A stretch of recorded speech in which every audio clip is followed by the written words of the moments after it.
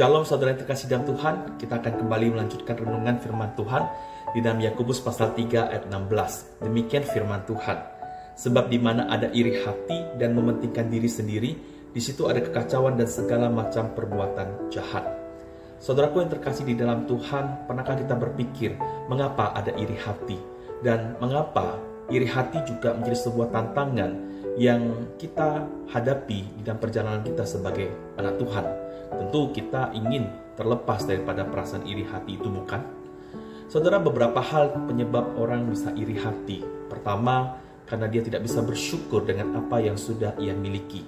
Yang kedua, dia membandingkan diri dia dengan orang lain. Dan ketiga, dia merasa jauh lebih berhak mendapatkan hal yang baik dibandingkan dengan orang lain. Saudara, iri hati adalah suatu hal yang sangat berbahaya. Karena itu adalah sebuah akar yang bisa menyebabkan perilaku atau tindakan-tindakan buruk dalam kehidupan kita. Kalau kita ingat peristiwa tentang pembunuhan pertama yang tercatat di dalam Alkitab, Kain membunuh Habel, dan itu dimulai dengan sebuah perasaan iri hati. Saudara, perasaan iri hati adalah perasaan yang mementingkan diri sendiri.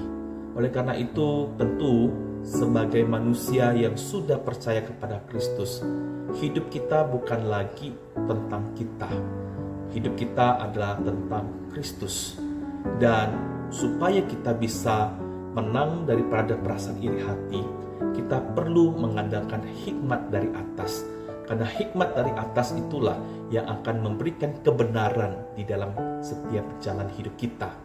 Janganlah kita terbuai dengan godaan dunia ataupun hawa nafsu dunia yang cenderung untuk menarik kita terus-menerus untuk senantiasa fokus pada apa yang kita mau dan apa yang kita inginkan. Kalau hal itu terjadi, maka sangat mungkin iri hati itu akan menguasai hidup kita. Oleh karena itu, saudara, bagaimanakah kita bisa melepaskan diri daripada perasaan iri hati? Tentu karena iri hati itu dimulai dari hati, maka hati kita perlu diisi kebenaran oleh firman Tuhan. Hati kita perlu senantiasa dipenuhi dengan kebenaran Tuhan, sehingga perasaan negatif, iri hati tidak akan mendapatkan bagiannya di dalam hati kita.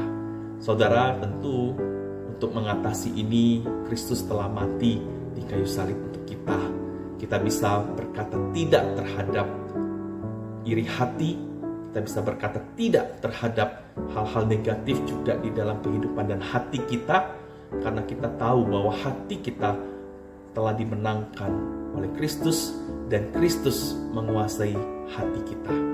Saudaraku yang terkasih dalam Tuhan, hari ini ketika saudara mendengarkan firman Tuhan, maukah saudara pada hari ini juga memohon hikmat Tuhan agar mulai hari ini perasaan iri hati itu dijauh-jauhkan dari hidup kita.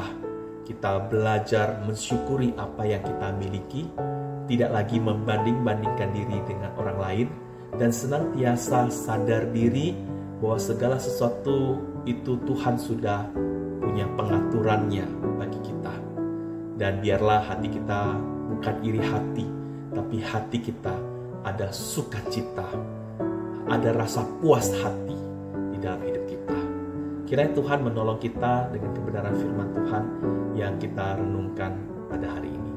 Mari kita berdoa.